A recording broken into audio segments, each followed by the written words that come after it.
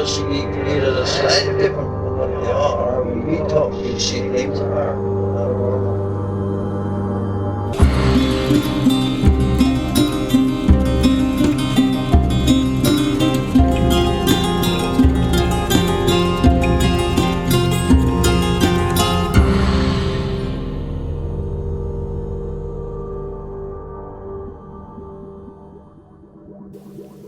Welcome to Strange Familiars, covering a range of topics from the paranormal, cryptids, mythology, the occult, hauntings, UFOs, weird history, and folklore. Wherever you are listening to Strange Familiars, iTunes, Stitcher, YouTube, or any other service, please subscribe and click the like button, and share the Strange Familiars pages and stories on Facebook and other social media.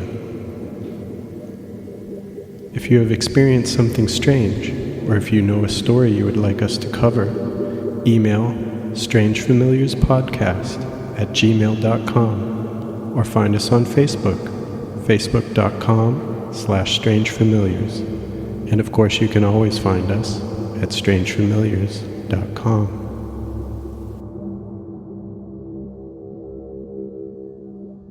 Welcome to Strange Familiars. For those of you who are interested in my music, I have a new CD album of folk songs coming. I should be releasing that in June. The songs are, for the most part, about various topics we cover here on Strange Familiars. So it's kind of paranormal folk songs. Some of the songs were written about personal experiences I've even talked about on the show. So if you follow that closely, you might recognize some of the stories in the songs. The album is called Fallow. I'm also releasing a 5-inch lathe cut record at the same time. This will have 2 songs that are not on the CD. This record is called Haint. There will be 25 copies only of this record. Strange Familiars patrons will get the first shot at the records. I will put a patron post up soon with a link to somewhere you can reserve a copy. Lathe cut records, for those of you who are not familiar, are individually cut records. They're not pressed like normal vinyl. The sound quality isn't as good as a standard record, but I think of these as kind of an audio artifact. The music, when you buy the record, will be made available in a digital form in the form of a 3-inch CD that will come with the record, and also a digital download. So you can listen to the lathe cut record if you want, or the digital version on CD or download. Speaking of music, I'm going to compile all of the ambient pieces I've done as sort of background and mood music for Strange Familiars, and release that as an ambient album as well. That should be coming very soon. That will be a free download for patrons if they want the download. If you want a physical copy, I'll have a discount for patrons. But the download will be free for patrons. Just another advantage to being a patron. As far as my writing goes, I have upcoming pieces in Fiddler's Green number 5, and Woodnock's Journal of Bigfoot Research Volume 3. My Woodnock's piece concerns Delta, Pennsylvania. Really excited that this is finally seeing print. It goes into some very, very strange things, all locked into 8 square miles of York County. Speaking of Bigfoot and York County, I've taken a large number of Bigfoot reports from York County already this year. As time goes on, you'll probably hear us talk about some of those on here. I was at a witness location on Wednesday. James K. and James R. will be with me. We'll be heading out to another location later tonight. These are just 2 of many reports that we've been given, not to mention possible ongoing activity at Site 7. If you've witnessed Bigfoot or anything strange in York County or elsewhere, drop us a line and let us know about it. strangefamiliarspodcast@gmail.com or 717-347-8554. You can text that or call and leave a message.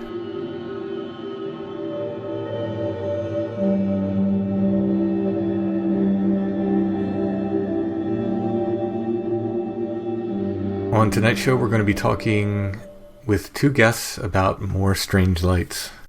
First, I'll be talking with Jerry, who'll tell us a story about seeing a weird light in Iceland, closely associated with the legends of the Alfs or elves there. Jerry and I also talk about anomalous lights in York County, the Brown Mountain lights, which he's also seen, and more.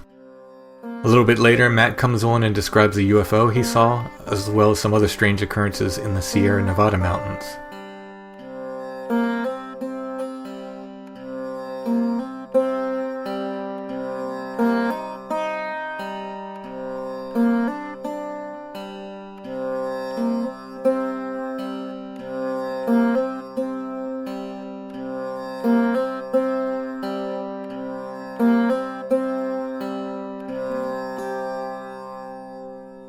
Welcome to the show, Jerry. Thank you. It's great to be here. You live somewhat local to me. You don't have to be super specific. I don't mind, but more or less. My wife and I work down here in Washington, D.C., but we have a house up in the Avenues in York, which is sort of right in Central City. We've been there about 9 years. Yeah, this is our 9th year. We've got one of the creepier houses there in downtown, so we're pretty happy with that area. So I think we're probably almost right on top of each other. We share some stomping grounds. Yes. In fact, I keep expecting that I'm going to pull up one day and we're going to run into each other in the woods in the middle of the night after listening to this thing. In one episode, you mentioned some drones, and I was like, "Oh, was that me?" Because I have a drone that I take out, and I was like, "Oh, I think I sent you a note and said, well, I wasn't out there on that date,' or something like that." Yeah, and you actually gave us some good information on drones. I know virtually nothing about it, and I think James didn't have. He was going from what someone else told him. I don't think James claimed to be a drone expert either, but he didn't have all the facts right. You actually gave me a lot of good information on that. You told me a story about some lights, but it was not even in the United States, right? Yeah. I don't have a French accent, but I do have a story that doesn't take place in the United States. And let me give you a little background, if that's okay. Sure. Yeah. I've been interested in what I guess you call it the paranormal for probably going on about 30 years now. I think I did my first investigation in a serious way when I was about 14, 15 years old, and I'm 44 now. And I grew up in Texas, and most of the stuff I researched was sort of our legends down there. And I wrote a few pieces on the Aurora UFO crash. My wife and I investigated that when we were dating, and the now famous Goatman's Bridge. I was the first person to sort of debunk that story. That they, much like Toad Road, it's one of those stories that no matter how many times you debunk it, they keep telling it over and over again. Right. And I did a lot of that kind of stuff, and it sort of became a hobby for us. And I call myself a skeptical investigator of claims of the paranormal. I primarily am a skeptic. I'm a scientist by profession. I have a bachelor's in anthropology and a master's degree in history, and my doctorate's in a field of adult education. I'm a data scientist for the government. So I'm kind of a grounded guy, but then I have this sort of foot in legend tripping, and my wife's and my primary hobby is doing this kind of stuff. We don't go to travel to lay on the beach.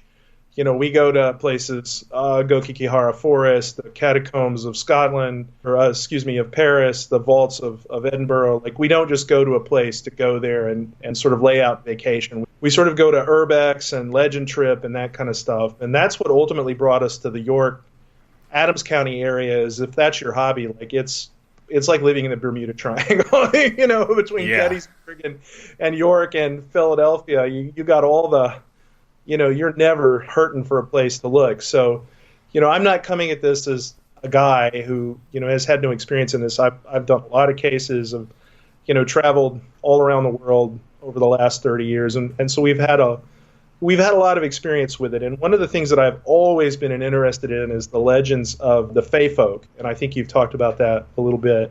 Sure.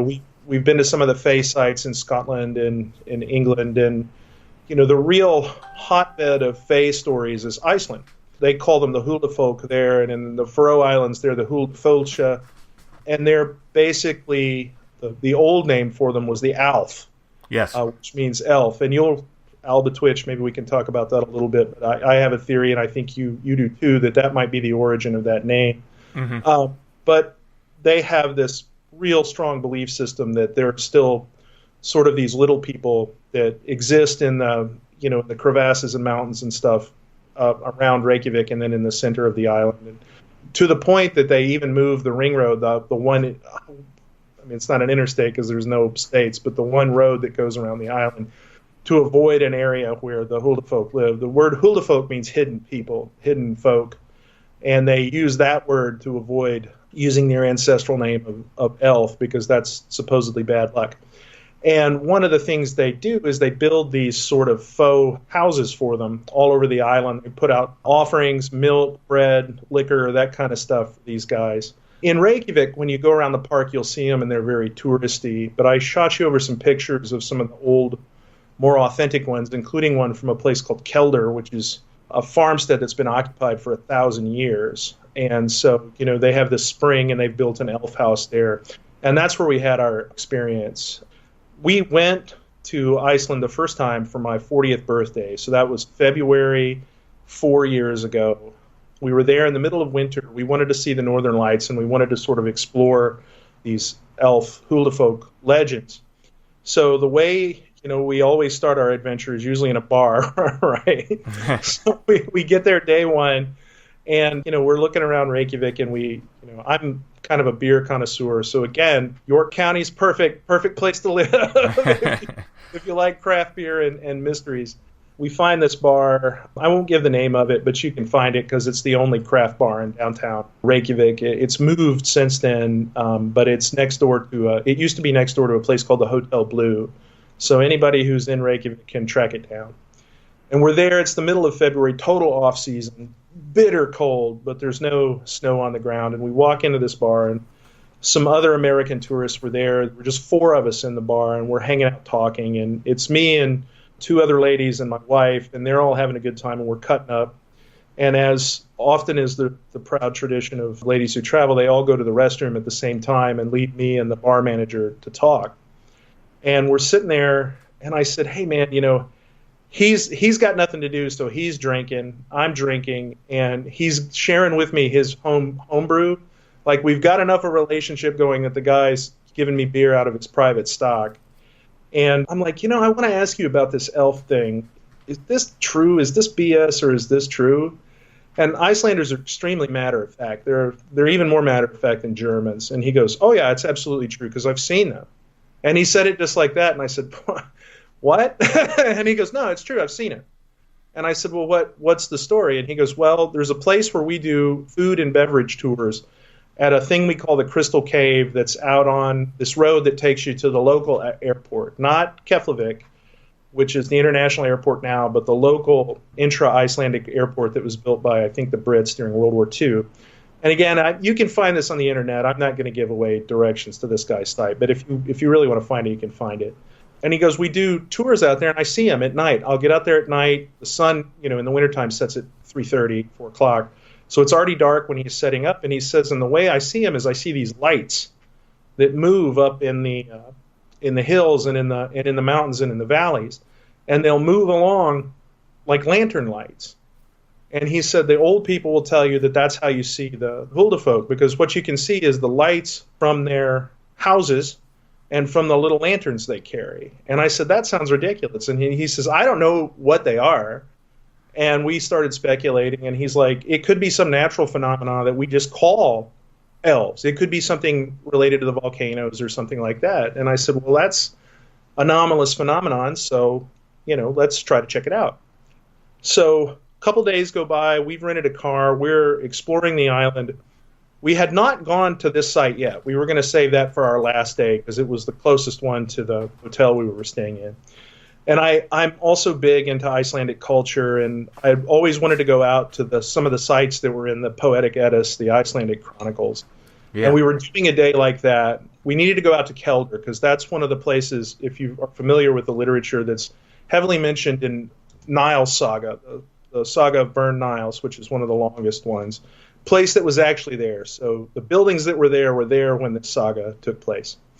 It's the middle of winter, of course, tons of snow. And again, I've sent you some pictures you can share. There's nobody around at this major tourist attraction. So we spend the whole day out there, sort of hanging out, having a good time. We ended up, staying out very late because our real goal is to see the Northern Lights. And Vicky suggested, well, this place would be perfect. We should come back at sundown to check out the lights. Go into town, have a couple of Viking beers, eat some French fries, go to the local bath because everybody takes a bath. We do the bath, and then we head back out to Keldur. And we're sailing down this dirt road towards the site, to get into position to check out the Northern Lights and see if they show up. The cars work like American cars. We've got a white, I think it's a Toyota. Vicky's driving. I've got cameras in my lap, so I'm ready to take pictures thinking I'm going to check out the Northern Lights. Got a 35 millimeter Nikon camera, sailing down the road. Out of nowhere, maybe 25, 30 feet off the right of me, as we're driving down this dirt road, a ball of light appears, little bigger than a basketball, smaller than a giant beach ball. It's orange, like fire, and it is bright enough and high enough off the ground to cast a shadow. So Vicky and I both saw it. She almost wrecked the car. She slammed on the brakes, came to a roaring stop.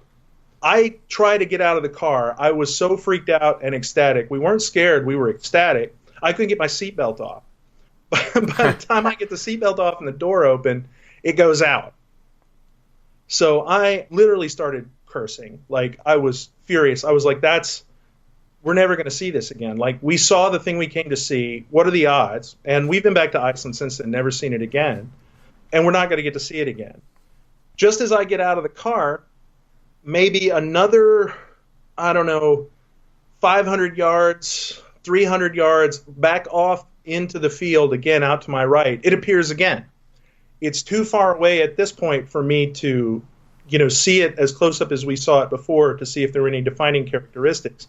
But it's the same light, about the same size, off in the distance. And I had my camera in my hand, and at that point, I snap a whole bunch of pictures, just as many as I can. Get a bunch of pictures taken. I sent you probably one of the better ones. Mm-hmm. Get a whole bunch of pictures taken. It goes out briefly, and then it shows back up in an almost the same position. And I try to chase it. I tear ass out across this gully, because there's much like an American, Iceland is devoid of trees. Right. So this is almost like being in West Texas. It is well below zero. It's icy slick. I climb down the side of the road, and I run headlong into what we would call a deer fence. Just slammed right into it.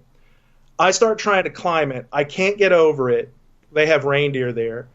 I can't get to the other side of it, and I was so pissed off, I started yelling at the thing. I was like Vicky gets out of the car. You always hear about people who have paranormal encounters being very chill and relaxed. We were not. We were howling like maniacs. So if this thing had been a person, or something like that out in that field, it would have, we would have scared. Yeah, it would have at least recognized your presence. They would have recognized. And then it goes out again. We continue to see it on and off, I would say, for probably the next, it seemed like 5 hours, but probably the next 10 or 15, 20 minutes in that sort of same area. I don't get any more pictures that look good. At this point, it's so cold, it's draining my batteries. I go to get my video camera. My video camera, which was in the trunk, the batteries are dead. I think I maybe got one blurry phone pic. So that initial series of pictures from the second time it showed up, the only time I saw it.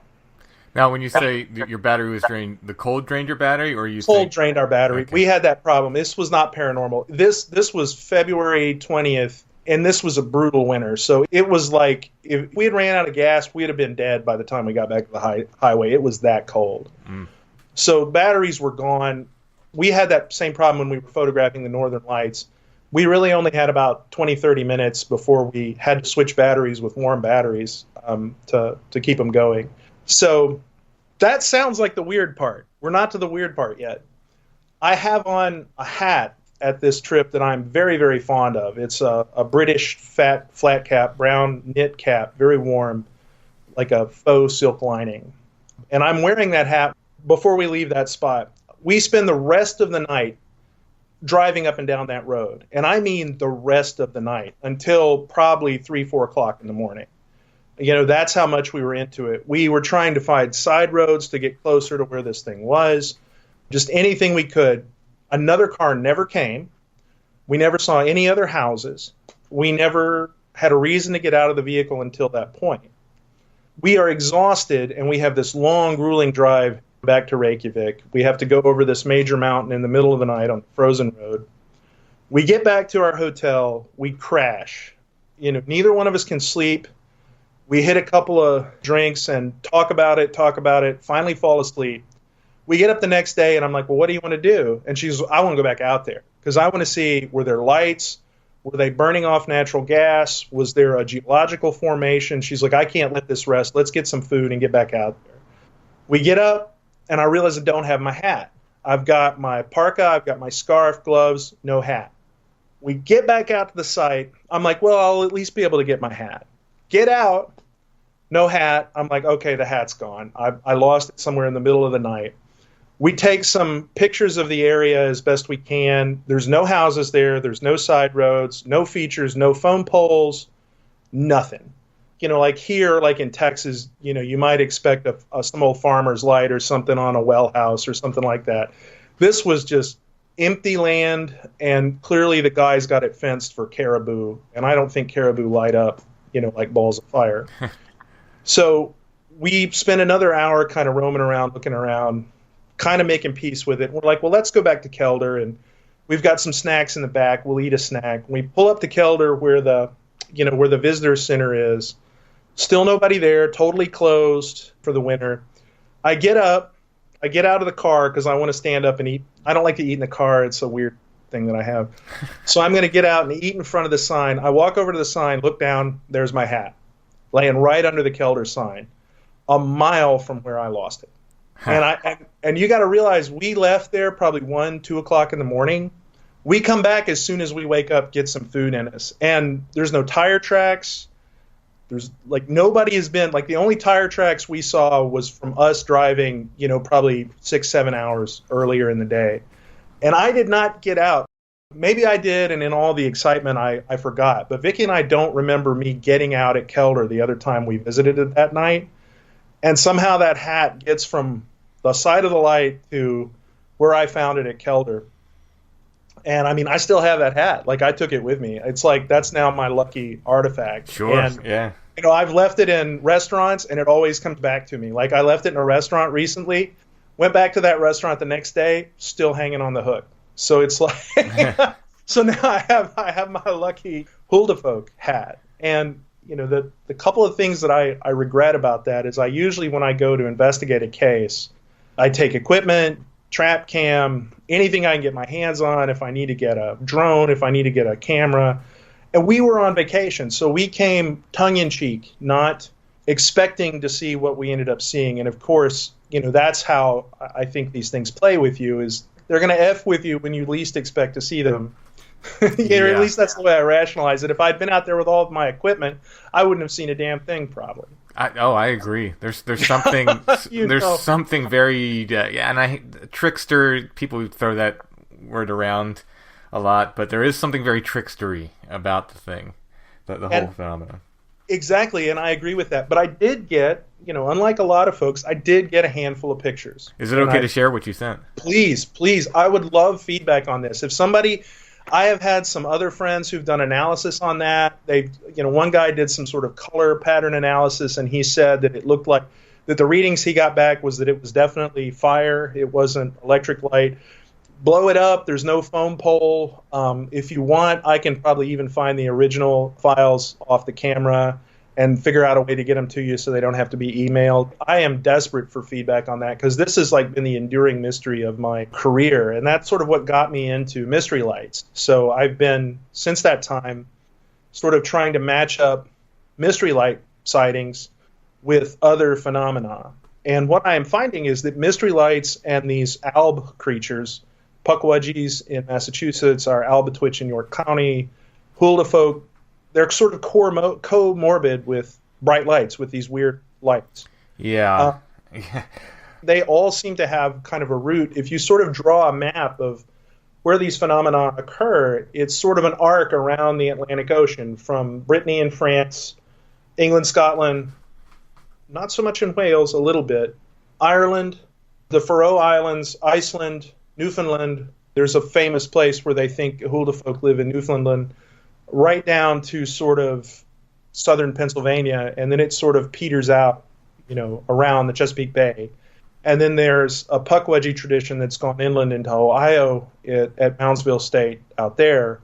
But, there's this sort of ancient tradition of these little people who are remarkably similar, whether they're being seen by Native Americans or Picts or Vikings or Anglo settlers in York County, that are shockingly similar and all seem to have sort of a name that's rooted in that same sort of German noun. Alb. Yeah, it's Alb in German, it's Alf in the Norse, it is, correct. Of course, Elf in English. English, exactly. And one of the things that I find interesting is that they do appear in the context of these sort of bizarre lights.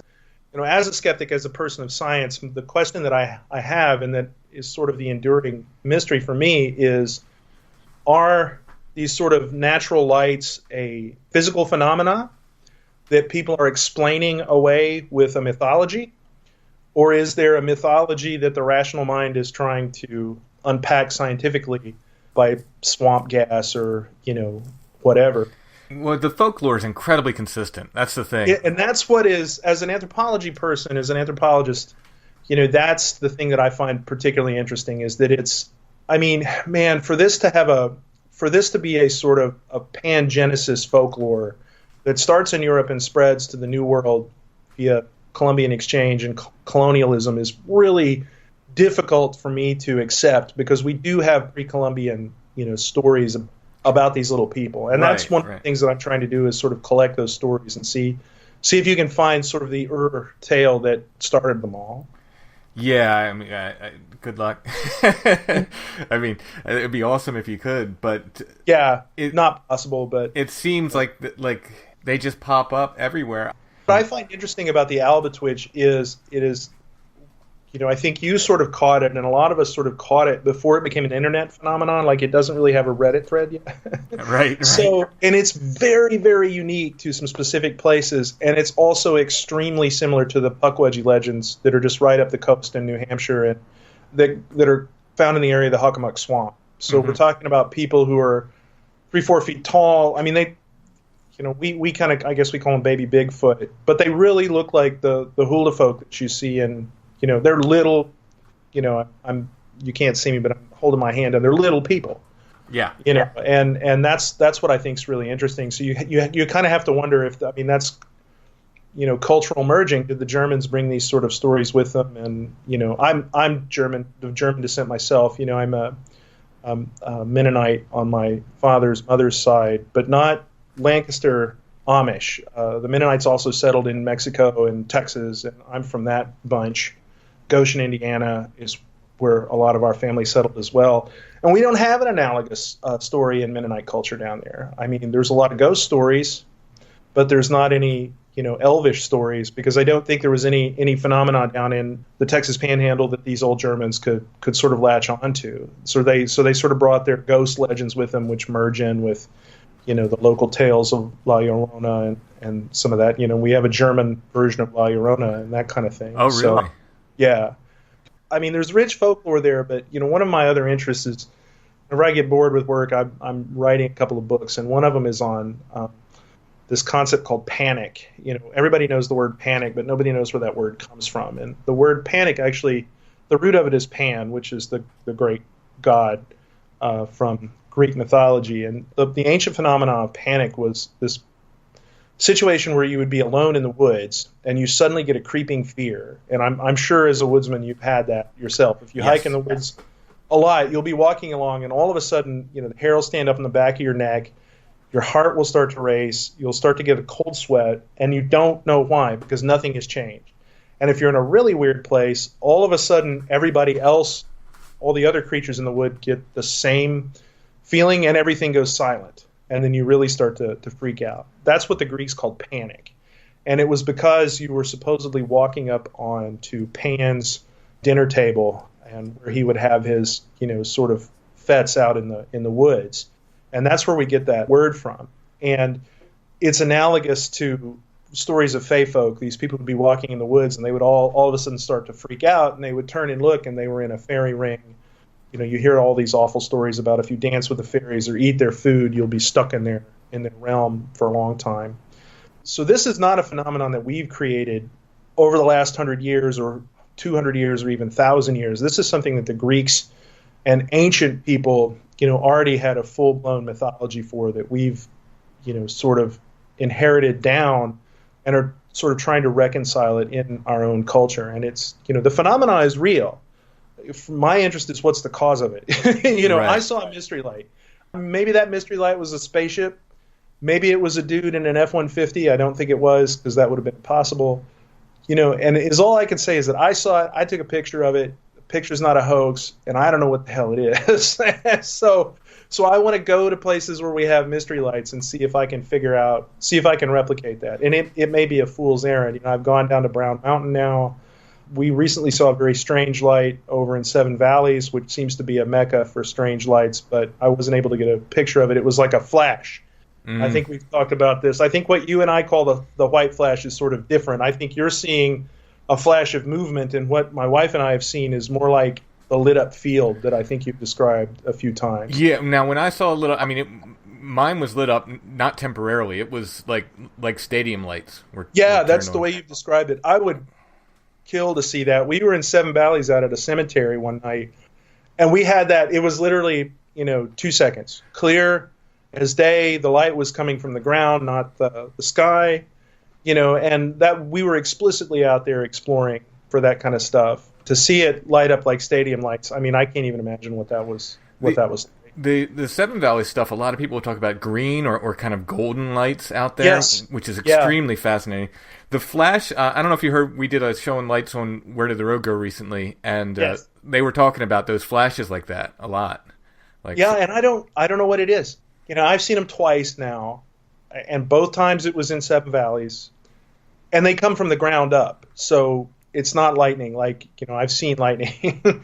It's ever present. It's from the ground up, and it doesn't have a single point. It is a light that's everywhere all at once. So, I have a woman, a very, very nice woman. She doesn't have internet access. She found me. I took an ad out in the paper that just said, seen anything weird, Bigfoot, anything like that. So that's how she found me. So she calls me every now and then. She'll call me, once every 2 to 3 months or something. And she's a local lady who's been collecting these stories. I'm guessing, I don't know her age. I'm guessing she's in her 60s or 70s just from her voice and from how many stories she has and how far they date back.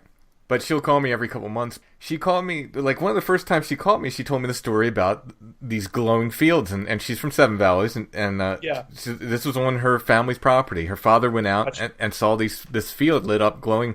I traced the date back. I said, what date was it? And she said it was September, and I forget, it was sometime in the early 80s. I'll say 82, but I'm not exactly sure what year it was. But anyway, I found within a week.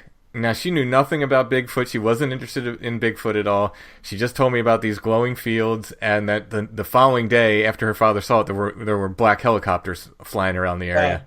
I think she even said one landed in that field, but I'll have to look at my notes to be sure. But anyway, I found a Bigfoot sighting within days of the day her father saw this field in Seven Valleys. Man, that's incredible. We've had some UFO sightings in and around. There was one at near the paper factory. I think it was in the early 80s, and there's been a couple. You guys investigated one. There's been a few.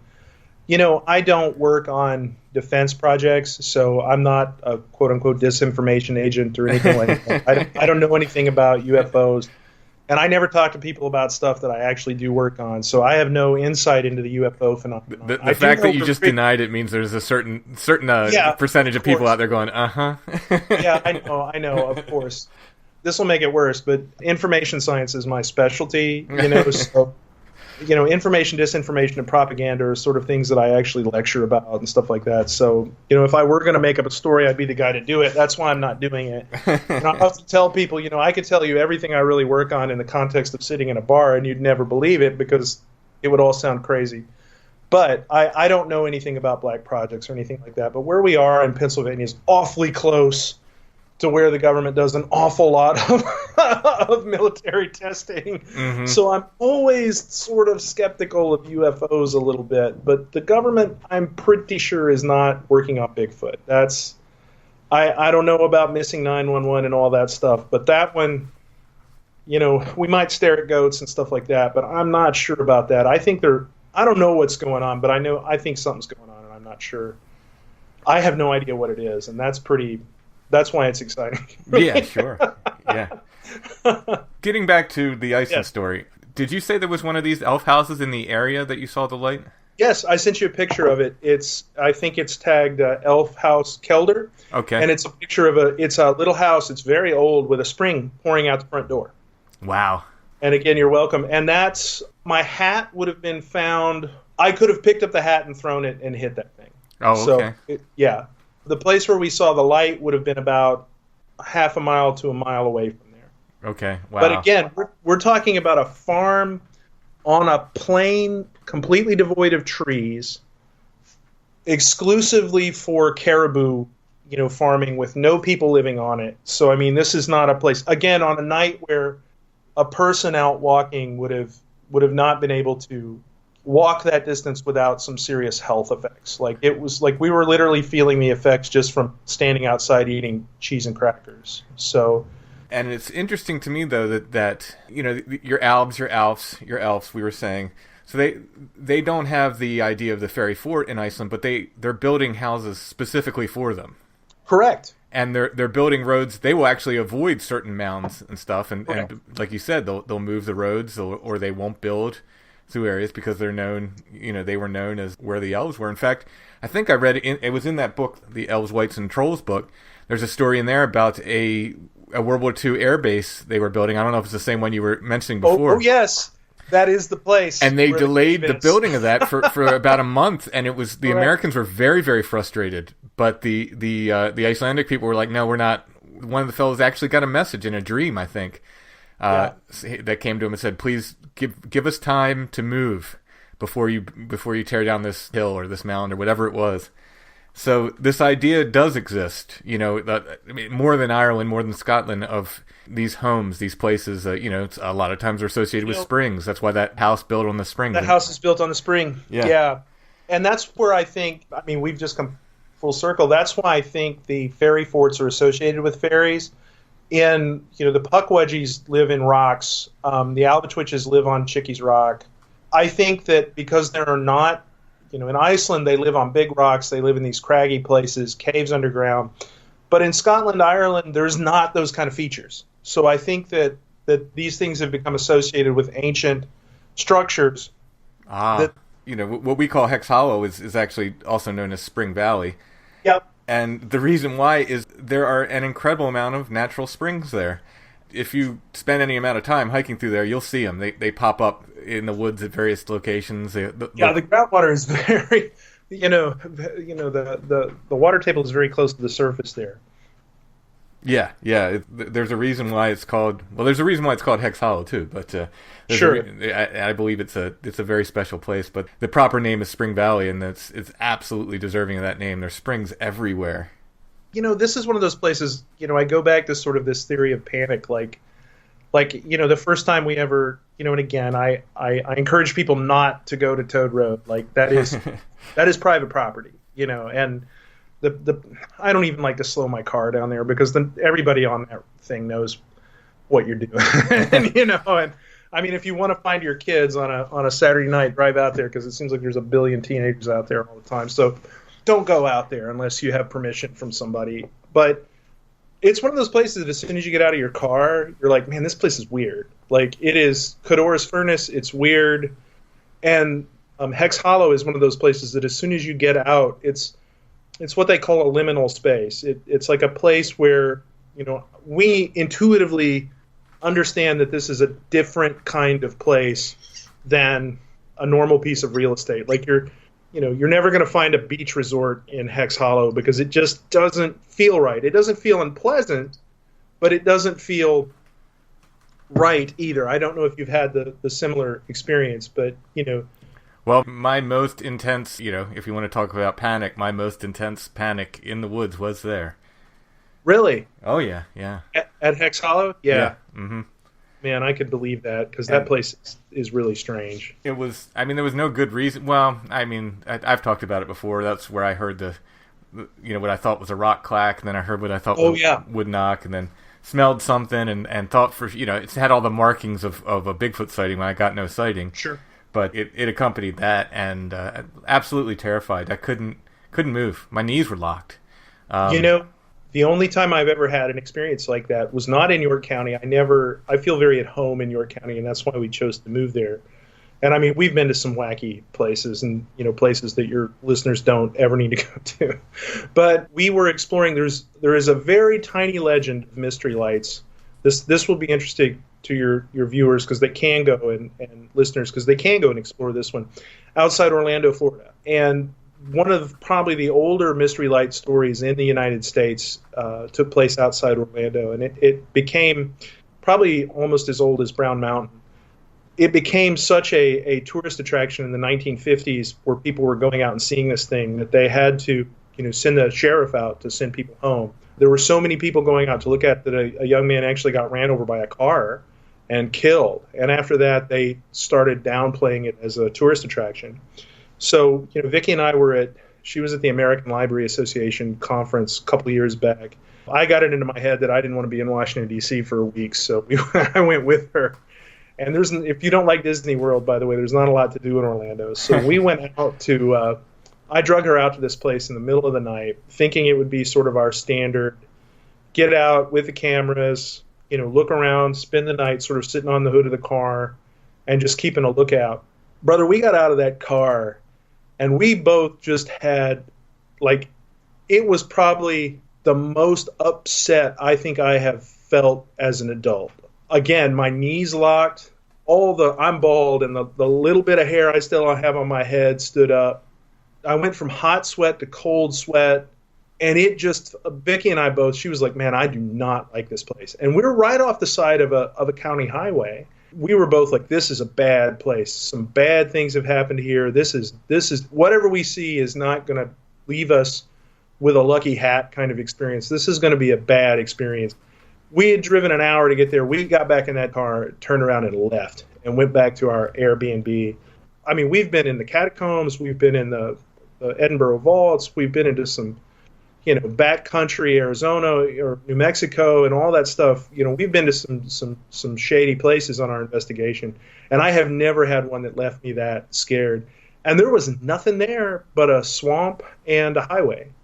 And I mean, whatever the boundary is between that piece of real estate and call it the other side or whatever, it's very thin in that place. And nobody had built a house there. I mean, it was good real estate right outside Orlando. There weren't any houses.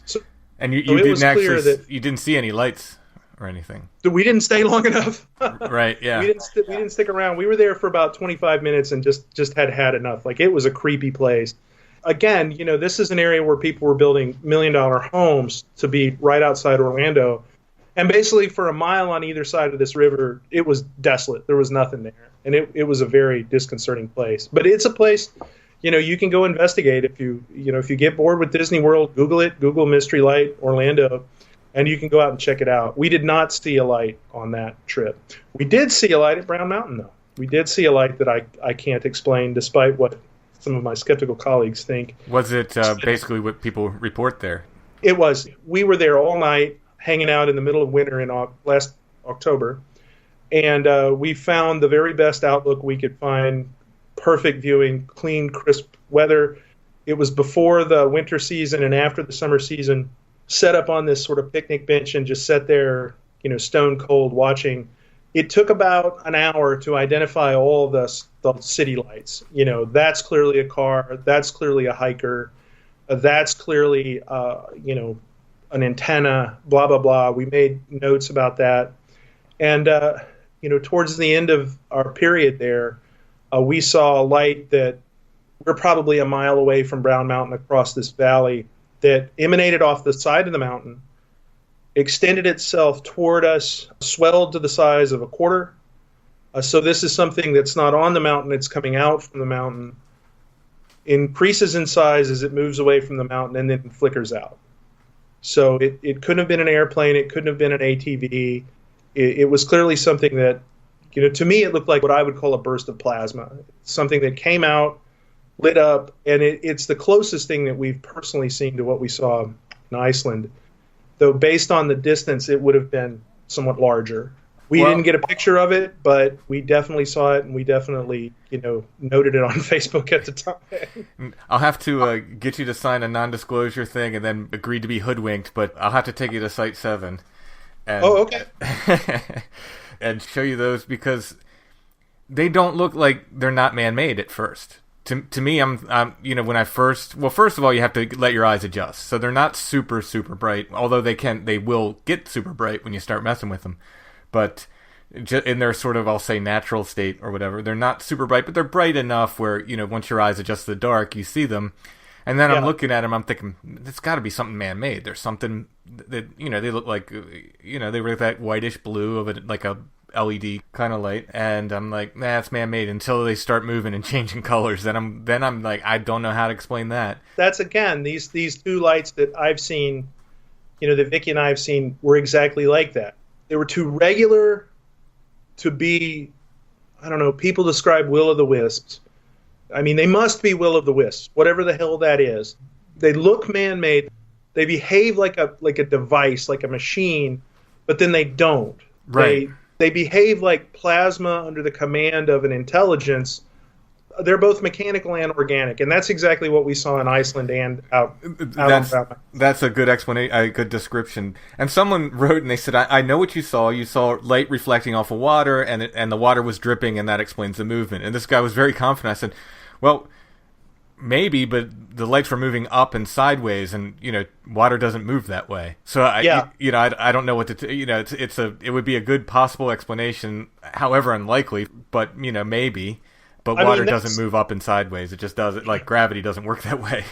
That's an area where I break with a lot of my skeptical colleagues. I don't think you can explain these things on Reddit from your house. You want to investigate these phenomena, you have to go investigate them. I was an armchair skeptic for a long time, and then I realized that was really, that's almost mental masturbation, where you're playing Sherlock Holmes, you don't have any of the evidence, and that's why we really started investigating cases, because number one, it's fun. I mean, let's admit it's fun. But number two, if you really want to know the answer, you can't know it unless you see the circumstances. And a lot of people have debunked, Brown Mountain, for instance, after going out there and sitting for 35 minutes and going, well, that's an airplane.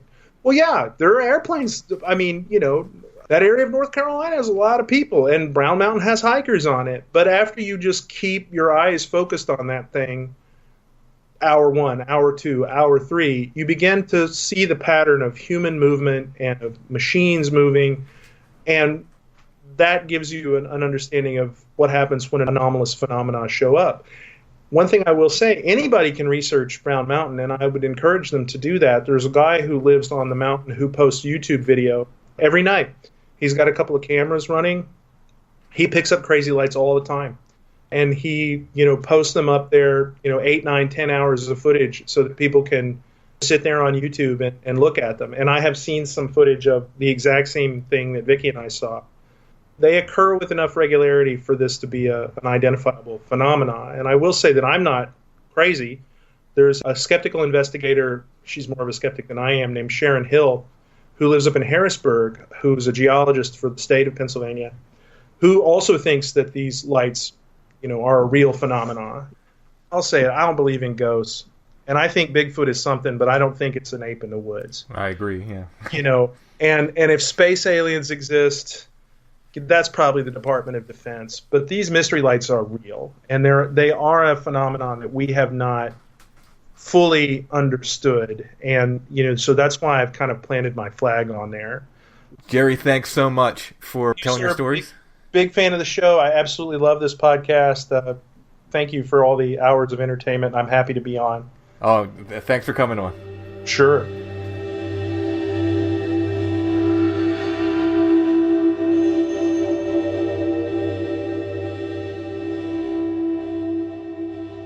Before we get on with the rest of the show, I'd just like to mention, if you like what we do on Strange Familiars, please consider becoming a patron.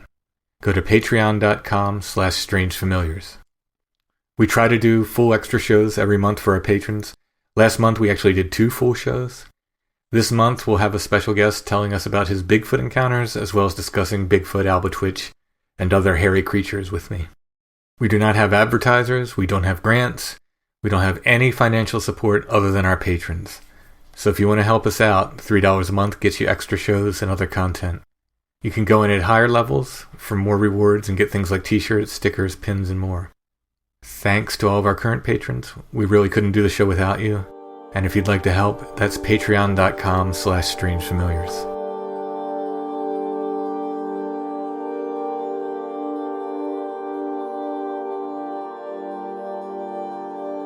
We're talking with Matt, who had a UFO experience it was in the Sierras, right? Sierra Mountains. Yeah, Sierra Nevada mountains. And right outside Lake Tahoe. So what year was this? This was 2001, the summer, and I think all of us, when we think of the year 2001, since what happened that year, and I specifically remember this is the summer before 9/11, so, a long time ago, but time does fly, and it's crazy that's been that long. So what were you doing there? Was it vacation, or are you just hanging out, or? No, actually, one of my good friends in high school told me about a job working up at a summer camp, which was run by the city of Berkeley, where I'm from, in the Bay Area. But the city of Berkeley ran a youth summer camp for families and also kids. And my friend had worked there the summer before, just doing some random maintenance work. So I jumped at the opportunity just to basically get out of the house for the summer, get away, make a little bit of money, and also at the same time, go up in the mountains, a place that I have always loved. Most of my life, I would go camping with my family up around the Tahoe area in the summertime. So it's a place that I love because it's so beautiful up there. Yeah, I've not been, but I've seen plenty of pictures. I've been north of San Francisco. I've been to Muir Woods and all that, but I've never gotten into the Sierra Nevadas. In the Bay Area, everybody talks about, let's go up to Tahoe for the summer, or let's go skiing, in the winter. So it's a pretty well-known destination for people from the Bay Area. Mm-hmm. Anybody who hasn't been there, I definitely recommend it. It's a beautiful lake. Yeah, if you get a chance, definitely go there someday. Yeah, it's on my list. I have sort of a list of places I need to hike, and that's definitely one of them. You're in Pennsylvania? Yeah. Mm-hmm. Okay. I'm sure you have a lot of avenues to pursue in terms of whether it's UFO or cryptozoology, because I know I've heard a lot of stories about Pennsylvania and the history, We get a lot here, and a crazy mix of stuff too. So yeah, there's plenty to look for here. But my listeners are all over the place, so I try not to do. I mean, I'm here, so I end up doing mostly in Pennsylvania, but try not to. I try to spread out and do other stuff too, which is good. It's good you're on. So, kind of lead us into what happened. Presumably, this was at night. Yeah, it was at nighttime. I was working up at this camp for about 7 weeks, and there was a lot of classmates around my age that were working there too. So a lot of people I knew that were from Berkeley that worked up there on the staff, and a lot of cool people. We'd hang out after work and just, hang out and have fun and stuff like that. And this one particular night, we were gathering, just hanging out, and we decided to go to this beautiful spot on the ridge. It's this ridge on basically like the western side of the Lake Tahoe Valley, and it overlooks, like, looking east towards Lake Tahoe and Nevada, and it's a good spot to have a nice view and just relax and stuff and do what teenagers do. So yeah, this specific night we went out there and just hung out, and that's when we saw something pretty interesting in the sky, and definitely caught our eye, and it was something that we all saw. I don't remember exactly how many people were with us, but I think I remember it was like 10 to 12, so it was a good bunch of us. Yeah, that's a good group of people. Now did you? Yeah. I'm just remembering from your email you sent. Did you say you saw it first? I don't know if I saw it first, but okay. I do remember when I did see it, I pointed it out to everybody, and then so I know at that point everybody was watching this thing in the sky, and it gives me kind of like a reassurance a little bit to know it wasn't just me seeing it. Sure. Yeah. Yeah. So that definitely made it more of a powerful moment, that I was able to talk to other people right after it happened, and just like in shock in a way, and just kind of in awe, like, what the heck was that, Yeah, when I go out into the woods alone, and if I'm doing recording, I always point out to people, it's so much easier and nicer just to have someone else there, even just to say, yeah, did you see that too? Like, are we talking about the same thing? Now, what did you see? And, you sort of check each other with that. Seriously. Man, going out in the woods alone, I don't know if I could do that, but I definitely commend and applaud the people that have that kind of ambition, if they're alone, that they'll still go out there. I don't know if I could do that. So I guess I'll continue with... Oh, sure, yeah. So yeah, we were just hanging out in this cluster of rocks on this ridge overlooking the east of the Tahoe Valley. And it's this, we call it the pipeline, because there's just this big I guess it's a drainage pipe that runs along the ridge. So we're just hanging out there, and I remember it was a pretty clear night because we saw a bunch of stars and stuff, and definitely up in that elevation, it's really, really clear. So getting away from the city, you could see all the stars and the satellites and all that. It's just an amazing view at night. We're looking east, and something caught my eye. It was in the air east of us. I don't know how high it was. I don't know exactly how big it was. But to give you a little reference, you're looking at a clear sky in the nighttime, and you see the stars. And if you just, point your thumb up in the sky, you can block out, the stars and stuff like that. But, so when I put my thumb up for, reference, how big this thing was, because it wasn't a little dot like a satellite. It wasn't a shooting star. So it was something a little bit bigger, and it was probably a lot closer to where we were at. And so basically this thing kind of just appeared like a round ball of light. I can't really say that it was any saucer shape or anything, but definitely round ball kind of thing. And it was pretty close to us, and it was, definitely bigger than a little speck of a star, so it had some size to it. And the colors, when I look back at my memory, I get all these different colors, but it was mostly red, orange, a little bit of yellow, and I think there was also hints of green too, so pretty bright. And it was definitely something that caught my eye. I don't know exactly who else saw it when I first saw it, but I remember seeing it and then pointing at it look at that. So it was up in the, I don't know exactly when it first appeared, but when I first noticed it, I was able to look at it for myself for a split second and then say to everybody else and point my finger hey, look at that, guys. I'm pretty sure at this moment everybody was looking at it. And like I said, there was at least 10 of us. That's a good crowd of people. You know what I mean? Yeah, it is. That would be really interesting. That'd be one of the things MUFON or those organizations would really like to note, that 10 separate witnesses. Yeah. And it also, just gives it more credibility. And to come to think of it, I haven't really talked to anybody. Some of my friends, how you grow up and you live different lives and you don't see, just people move on. But so I was thinking dang, I'd like to really talk to some of those friends that was there and just try to pick their brain on what they remember, because I know they saw it too, and I know they remember it. And there's a few of those guys that I haven't talked to in a while, but I can get in contact too and just to pick their brain. Someday I'll do that. Just hasn't happened in a long time. Yeah. But I do remember talking to one of my other friends about this, and this is a couple years ago, and he was there too. And I don't know what we were talking about. We were just hanging out at his house, and I just brought that time. Hey, remember when we saw that UFO? And it was definitely something that he remembered, and we talked about it for a little bit, and just that was crazy. So at this point, I first see it when it first appeared. I don't know how long it was in the air, but when I first saw it and told everybody else, it was probably a good second and a half at least, maybe more. And then all of a sudden, it just kind of comes towards us, which is west, and we're looking east, so it comes a little bit towards us, which is west. Split, so fast, and there's no sound, so it's not like an airplane because there's the airport nearby. It wasn't an airplane.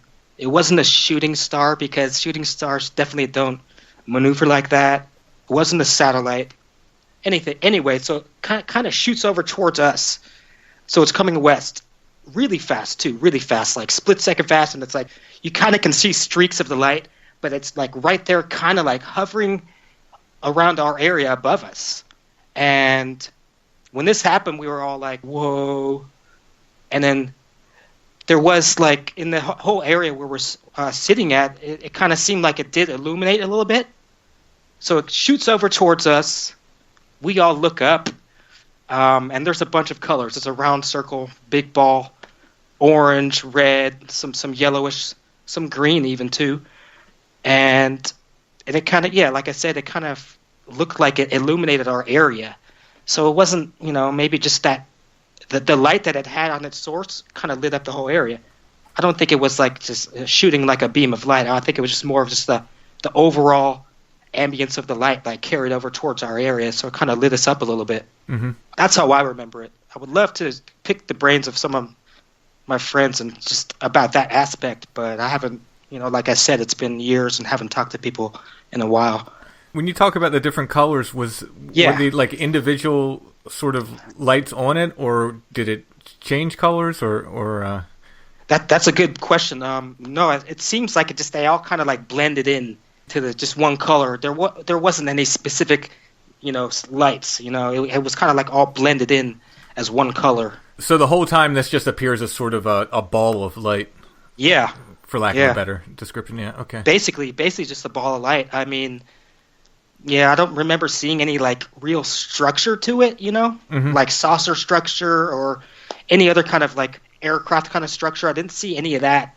It was more just like a haze of a ball of light, So it came towards our area, kind of lit up the area a little bit, and we all looked up. And I think everybody saw this. I mean, everybody saw this.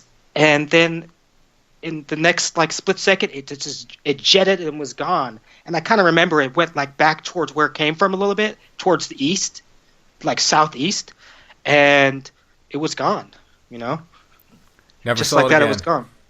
No, never saw it again. And, a lot of us were probably just like didn't know what to say, It's like, what?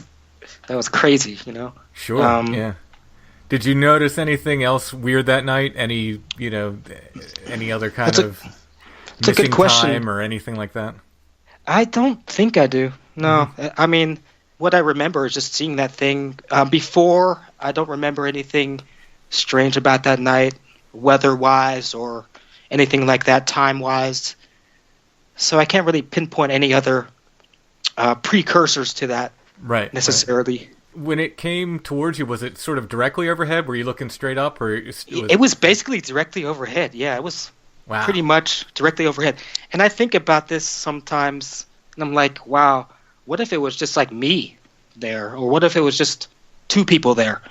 You hear about these people that have been abducted. I mean, I'm open-minded about everything, and I believe a lot of people that say that. Like, I don't know off the top of my head any real famous cases, but I know that there have been a lot of them.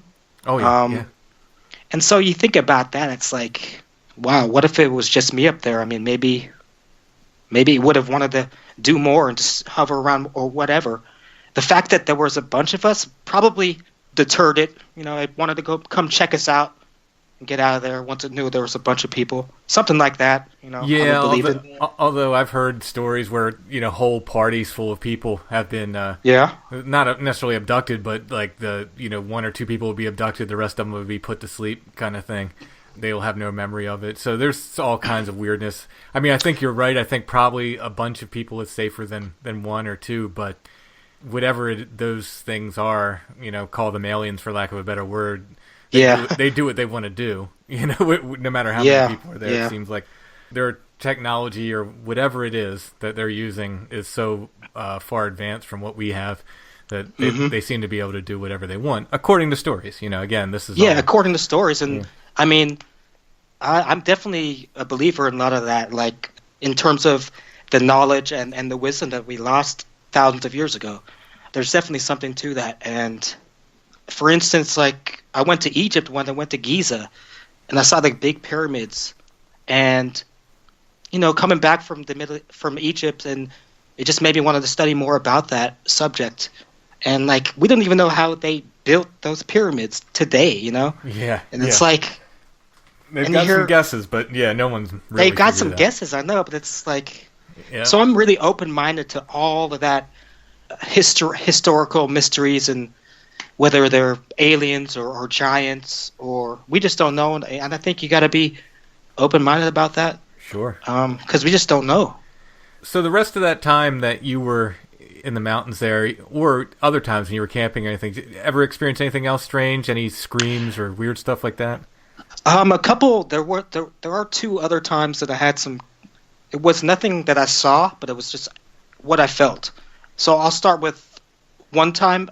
I moved to Tahoe to live up there for a couple years in late 2006, and I stayed there until like basically around 2009. Mm-hmm. So this is like years after 2001 when I first saw that strange thing in the sky. So I was living up there with, my cousin was there. He was a ski instructor, and I was there working at a restaurant. And this one night I was coming back up to Tahoe late at night. This is probably like 2 o'clock in the morning. I was down in the Bay Area, and I had to work the next day up in Tahoe. So I was making basically like a 3-hour trip from Berkeley up to Tahoe in the middle of the night. And, I started to get tired when I got onto the Highway 50, which is one of the roads that goes east up to Tahoe. And this is like a real windy mountain road. Mm-hmm. And so I was getting really tired and kind of swerving a little bit. So I decided just to pull over and maybe get like a half an hour of sleep, and just so I can make it home, because it was still, from there, it was still like a good 30 miles to my house up in Tahoe. So I decided to pull over, and I remember it was, so I had the windows open, so it must have been the summertime, because it can get kind of chilly up there, definitely in the wintertime. Highway 50 is this mountain road. It stretches for about 25, 30 miles, windy mountain roads through the Sierra Nevadas. Like I said, I was pulled over, just needed to like get a little bit of sleep because I didn't want to drive anymore because I was swerving. Sure, yeah. And I remember, I had the windows open and I was just laying down trying to close my eyes for a little bit, not really feeling anything, just trying to get some sleep. And really just out of nowhere, I just had this sudden sense of like fear or dread or whatever you want to call it. But it just it kind of woke me up a little bit, and I was like, I looked around, didn't see anything because it's dark and there's no real road lights, and at that time there's no traffic because it was I think it was 2 o'clock in the morning. So yeah, something just said, I just get out of there. And so I did. I just got out of there because I just had this feeling of fear. I couldn't really explain it. I think I know the feeling. Yeah, so it's just something just said, just get out of here. Yeah. And because I had the fear, just I'm leaving. I don't know what it was. I just want to go. I will add to that, there has been a few sightings over the years on that Highway 50 of Bigfoot crossing the road, stuff like that. They're on the BFRO website. I've looked them up before. I don't know when the most recent one was, but it's happened multiple times. And so that was basically that first time where I really felt just a fear. And there's another time it was the exact same thing, but it was a little bit different situation. I wasn't driving. I was actually kind of stranded in South Lake Tahoe. I was at the casinos with some friends, and then somehow my ride fell through, and then I wound up having to basically just walk all the way back to my house, which is basically, I'd say 5 or 6 miles outside of the town a little bit. This is basically the same thing. I just had a sense of fear rush over me. It was snowing a little bit, so there was snow on the ground in winter time, pretty cold, and it was pretty late at night, probably around 12 or 1. Not really any traffic around, and I'm walking towards my house, and I make it almost all the way there. So I walked about 4, maybe 5 miles, and made a turn onto the road where my house was. It's kind of on the outskirts of the main part of South Lake Tahoe, so it's pretty, there's not many houses around, there's not much traffic, there's not many street lights, there's a lot of patches of just forest, Mm-hmm. I remember making a turn up to my house up the street, and the same kind of thing happened. There on the right of me, there's a good, probably a 2 city block area of just straight forest, no houses, just a bunch of bunch of trees, and pitch black in there too, and even where I'm walking there's not much light. There's only street lights every block or so maybe. So it's pretty dark. So I'm walking, and I look towards the whole patch of forest, like I told you, and it's pitch black in there. And I look in there, and I just the same thing happens. I don't see anything. I don't smell anything. I didn't hear anything. I just had a straight fear come over me. I don't know what it was. And at that moment, I started running as fast as I could to my house. There might not be anything to this, but it's something I definitely remember. And no, but it's interesting that the 4 miles previous, so it wasn't that you were walking in the dark, because here you've walked in the dark for 3/4 of the way or more. Yeah. Already, and then it hits you, in this one section. That's interesting. Yeah. So it was something that I've thought about before, and like, there's got to be something to that. I mean, why would I just out of blue just go crazy and run home like, like you're gonna die or something? Just that fear. Yeah. It was weird. That's interesting though. Yeah. This area in the Sierra Nevada mountains, I'm sure you probably know, but like, there's been a lot of weird things that have happened there in terms of like plane crashes and stuff like that. A lot of people call it like the Nevada Triangle, which is basically like, you could basically map it out with Reno, Nevada, Las Vegas, and then also Fresno, California. Okay. So those three cities basically, this one documentary I saw was pointing it out, and there's been a lot of plane crashes over the years around there, including like famous people like Steve Fawcett. Okay, yeah. He had a plane crash, and they didn't know what happened, but I think they finally found him. Yeah, that was a real mystery with him. Yeah, it was. I think that was the guy people were reporting, like they saw him supposedly afterwards or something, or he came back. I'm trying to remember. I don't know all the details. I haven't really researched it too hardcore, but yeah, I know there's a lot of strangeness around that. I don't remember the details of it, but so those aspects make it make the sighting more interesting, and also the proximity to Area 51. I mean, whatever they got going down there in Area 51 is definitely within short range of the Sierra Nevadas. It's maybe like a little playground to test out their toys or something. Well, I know Ron Moorhead, he did his Bigfoot Sierra recordings. Sounds. Yeah, yep. They were up there. So, and he never used to talk about it, but lately he's been talking about how he's seen lights and stuff up there too. And orbs and such. Yeah, and it seems like a lot of people are talking about these orbs and lights. I mean, there's definitely something going on, Yeah, absolutely. Are you still in the area? Yeah, I'm still in the Bay Area. If you get up there and see anything else or anything else odd happens, let us know.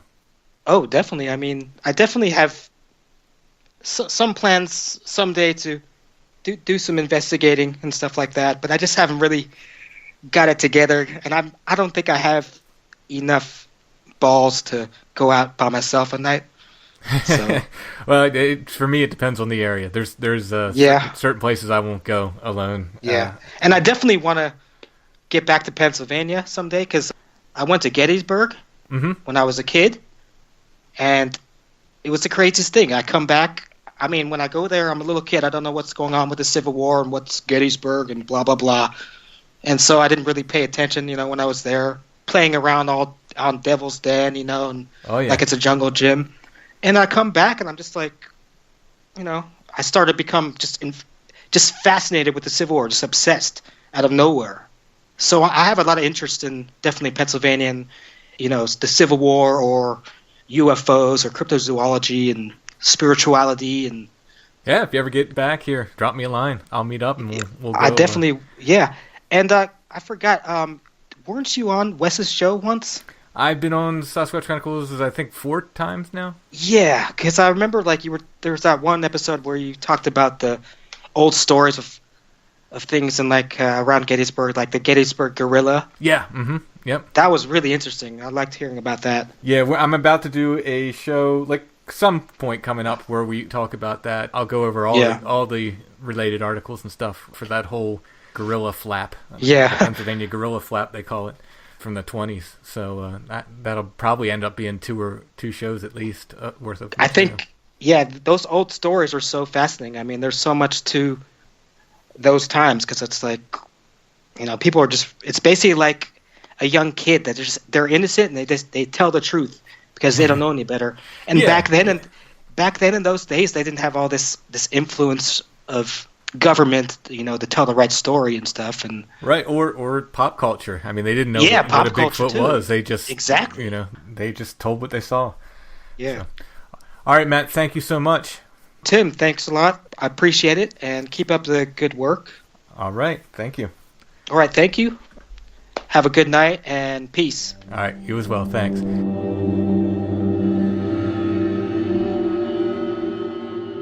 Strange Familiars is a production of Dark Holler Arts. Music, books, art, podcasts, and more.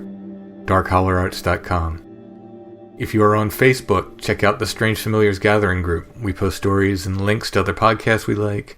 Listeners post their creations and discoveries, various related articles, and more. Intro and background music is by Stone Breath. stonebreath.bandcamp.com for more.